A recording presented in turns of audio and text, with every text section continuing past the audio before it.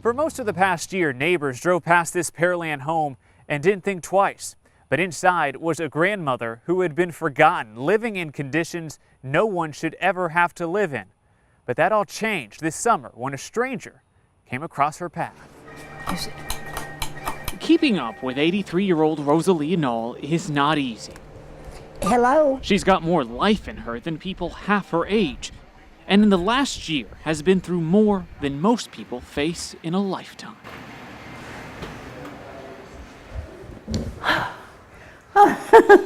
Okay. What a day, huh?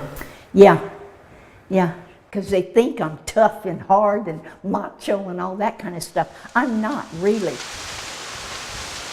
We've got some rescue operations going on down here in the boat, looks like. Rosalia's journey started 1 year ago when the rain kept falling and the water kept rising. And this is where the water started coming in first. It swept into her home for the first time in 50 years.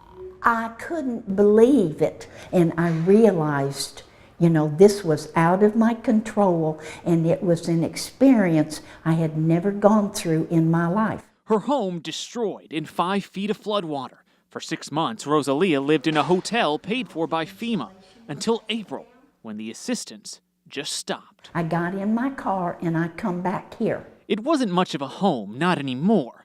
Gutted, empty, no air conditioning. She was on her own. If you're going to cry, get it over with, and then go on and deal with what is ahead of you. And there was a lot ahead of her. Rosalia bathed using water in the toilet tanks and slept on the floor. It went on for months until an AT&T tech working on the house realized what was going on. He looked in the windows and he says, "Your house is empty." And I said, "Yes." I said, "I was in Harvey and it's been gutted." And he said, "You can't live in a house like this." And I said, "Yes, I have to." It broke John Rivera's heart. But I just can't see how she would have survived the summer. He started raising money for this grandmother, and rebuilding her home exploded into a mission that touched thousands in Pearland and beyond. You're getting a new house. It's Praise the Lord, yay! It's unbelievable. Volunteers stop by to work or check up on her daily. I call it the People's Community Home because that's who's doing the work. I'm gonna get 2 dozen of donuts. Yes, ma'am. Okay. Here you go. Thank you. Enjoy it, right? On the other side of town, Oh yeah, I mean, even right now, I get goosebumps right now thinking about it. business owners Kind of touched us as well on a personal level. just fell in love with Rosalia. She's like everybody's grandma, so sweet, it's easy to talk to. Perla. The mom and pop donut shop raised $1,000. All of Pearland has now been watching the house slowly come back to life. I go and I chit-chat with her every week and see the progress that's going on in her house. They've given me back my house. They've given me back my home. They've given me hope. She's grateful to strangers, Right. now lifelong friends, who gave her a chance So this is new insulation. to start over. Hurricane Harvey has changed my life. And Rosalia now wants to pay it all forward. She says she's going to keep raising money to help others rebuild their homes.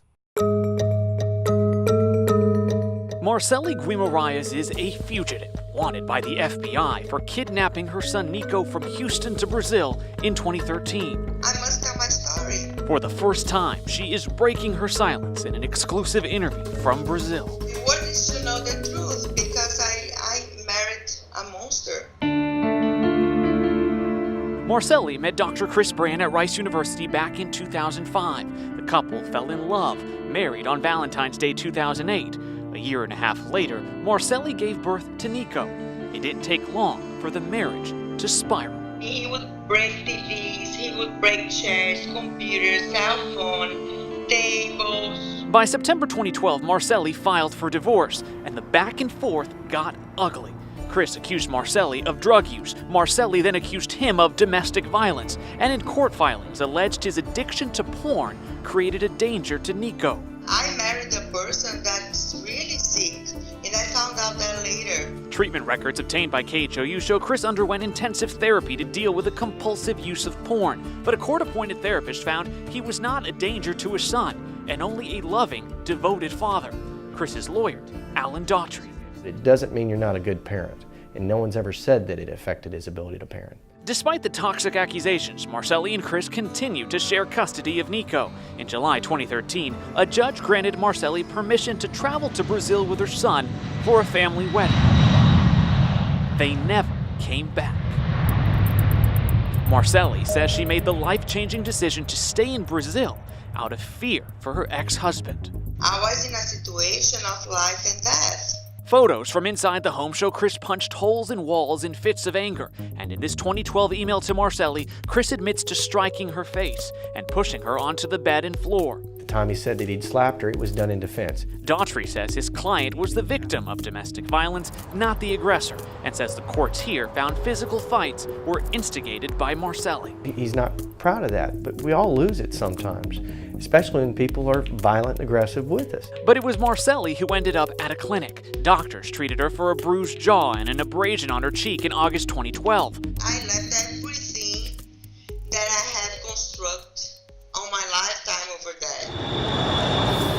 U.S. prosecutors and Chris's legal team tell a very different story. They say Marcelli was no victim, that she and her parents, Carlos and Jemima Guimaraes, planned the kidnapping months in advance. Records show Marcelli and her mother enrolled Nico in a Brazilian school nearly 3 months before they even left the U.S., and her father bought flight tickets to make it appear the two would return. Marcelli denies it all. The decision that I was taking was a desperate decision. And there was no influence of anyone. The FBI arrested her parents in February after their flight landed in Miami, and last May, a federal jury here found them guilty of kidnapping. I'm very scared for them. Good people cannot be going through this hell. They are good people. They have done nothing wrong. It's now been more than 5 years since Marcelli left Houston with Nico. The 3-year-old toddler is now a 9-year-old boy who loves soccer, speaks little English, and has spent more of his young life in Brazil than in the U.S. That was always my goal, is to have my son safe and being a normal child. Dr. Brand declined our interview request for this story, referring us instead to his attorney. We have spoken to him in the past, and those stories are all on our website, KHOU.com, right now. Sentencing is scheduled for 10 tomorrow morning. And guys, I can tell you sentencing has already been delayed a couple times. That's unusual in these types of cases, but sources tell me it's because they were trying to reach some sort of agreement with the mother in Brazil to bring back the child. Ooh. But so far, no deal. Long time in the making here, regardless. A family tragedy all around. Yeah, quite a story. Yes. Thanks, Marcelino.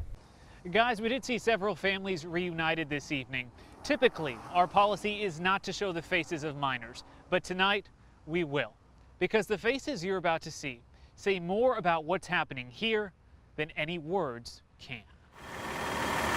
They arrived by the busload in the pouring rain, many carrying their children, seeking help after days of separation. The families leave their country, they suffer in their country, they suffer in their journey, and then they suffer here in the United States. That is wrong. The families here at Catholic Charities in McAllen are the ones released by ICE and reunited with their children. These faces show up at Sister Norma Pimentel's Humanitarian Respite Center, looking for kindness after days in these chain-link style cages. I know America has a good heart. People in America care about people. And so I think that we can make sure that these people are okay and safe. The people Sister Pimentel and volunteers get to help are the lucky ones. So many others still detained and don't know where their children are. This is a complete show of epic proportions. Attorney Michael Avenatti is now in Texas and clearly disgusted with what he's seen. He represents 50 mothers still in custody. He met with 10 today. At no point in time did anyone with ICE or anyone else tell the mother what was really going on, namely that they were taking the children from them, and it would be days, weeks, and months before they saw them again. Avenatti says he and teams of lawyers are spread across the border trying to help reunite families, and more importantly, devising a legal plan to end this policy. It's absolutely atrocious, and it has no place in the world, let alone in America. So far, the Trump administration shows no signs of stopping separations. The Attorney General, now infamous after using the Bible to defend the zero-tolerance policy. Because God has ordained the government. But Sister Pimentel says this community will continue to help families in need. That, she says, is what Jesus would want. I think we should stay away from scripture if we don't know how to use it. Faith leaders here in McAllen tell me they do plan to hold a prayer vigil tomorrow evening. They'll be praying for all families, all parents still separated from their children tonight. We're reporting from McAllen. I'm Marcelino Benito, KHOU 11 News. Well, guys, the visuals out here are stunning. We literally just walked up here, got through security, and you can see what they are dealing with here. That is Buffalo Bayou basically taking over Eleanor Tinsley Park. This is where thousands of people were going to gather in just a matter of hours to watch some concerts, enjoy the 4th of July. Well, you can see it is completely covered in floodwaters, and the waters may be still rising. I mean, we just got here. We'll be monitoring that. But I can tell you, I just left a press conference just up the road here at City Hall, and the event organizer for the city, Susan Christian, you could see it on her face. Very upset that she had to cancel this event for the first time in 31 years. The concerts, all the activities, all the vendors that were ready to sell food here, this would be packed. People would be starting to stream in on any other 4th of July. It's been going on again for 31 years without a hitch, but now it's empty. Vendors are starting to pack up and tear down what takes usually a week and a half to get this place, this park, ready to go. At the press conference, they told us they worked so hard just in case something like this would happen, but they took on a lot more rain than expected. Now the tear down that usually takes a while will take even longer. They're thinking several more days to tear all this down. And just to be clear, the fireworks will still go on at 9:30, but no one will be allowed here past the barricades. I asked that question at the press conference. They told me police will be monitoring out here in force to make sure no one comes out here to try to watch the fireworks here at this site. It's clearly just not safe, guys. Another look at the conditions out here. I mean, just look at it. The bayou is completely come over Eleanor Tinsley Park. It's going to take a while to tear down this stage and everything else that is here. One more note, they said it takes a long time to put this together. One of the main reasons that they opted to cancel as well, besides the visuals you're seeing, is they care about the condition of the park, and they feel if they had continued to allow this to go on, the park would have been damaged more than it already is by these floodwaters, so they wanted to pull the plug. Again, a very difficult decision for the city of Houston, but they feel it's the right one. They'd rather everyone be safe than sorry by letting people come out here to enjoy concerts later this afternoon. But the fireworks will go on as scheduled. That, I guess, is a sliver of good news. Guys, back to you. Hey, Marcelino, as you said, they're going to have to be very careful how they tear everything down and move everything out because they don't want to do any damage to anything there in the park, the turf. Are you seeing what they're doing in terms of laying down boards or anything to move some of these vehicles and some of these tents? Well, Ron, to be honest with you, right now we see nobody down where people would usually be for this concert. We don't see any workers out there. I don't really even see anyone back there at the main stage. So right now I think it's not even safe for crews to be down there in Eleanor Tinsley Park to start removing any of those tents, any of those chairs. Nothing like that is being touched on or worked on right now. The only work that we see happening right now is on street level here at Allen Parkway. We're talking about vendors, people trying to pick up tents that are on street level. But right now, I would tell you, I just don't think it's safe for folks to be out there in the park trying to clean up what they set up for concert goers later this afternoon. Yes, certainly not. Certainly not, Marcelino. But I guess now you have to worry about maybe some of those tents and some of the other equipment washing away and clogging up the bayou. That's another concern. All right, thank you so much, Marcelino Benito, live along Allen Parkway at the banks of the bayou. Guys, we are talking about United Airlines Flight 2094. That flight took off on Monday night from Bush Airport, heading up to New York's LaGuardia Airport. Now, the claim here is that children separated from their parents were on board that specific flight. But is it true? Here's what we verified. It's this video that's gone viral on Twitter, causing an uproar. The first tweet sent out by activist Linda Sarsour. It shows what some believe to be undocumented children arriving off United Flight 2094 in New York. The video spread fast. It's been retweeted more than 4,000 times and has people bashing United, demanding an explanation. And here's why folks are confused about what's happening, because just 6 days ago, United released this statement where they said they contacted federal officials to inform them that they should not transport immigrant children on United aircraft, children who have been separated from their parents. The statement goes on to say the company's purpose is to connect people and unite the world, and they want no part in the policy. So the question is, did the airline change its mind? Here's how United is explaining the viral video. A spokesman sent us this. While the policy United opposed has ended, federal officials have made it clear they would continue to need to transport some immigrant children for other purposes, primarily to be reunified with their families, which United supports. And Airlines for America, the trade group representing airlines, added this. Government officials have stated that they know the location of all children in their custody and are working to reunite those children with their relatives. There are multiple reasons why minors could be traveling on domestic aircraft, including reunification of families.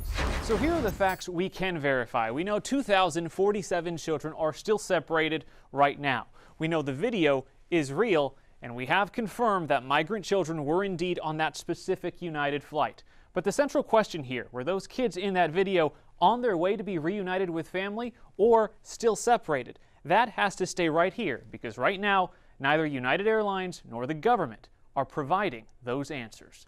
Back to you.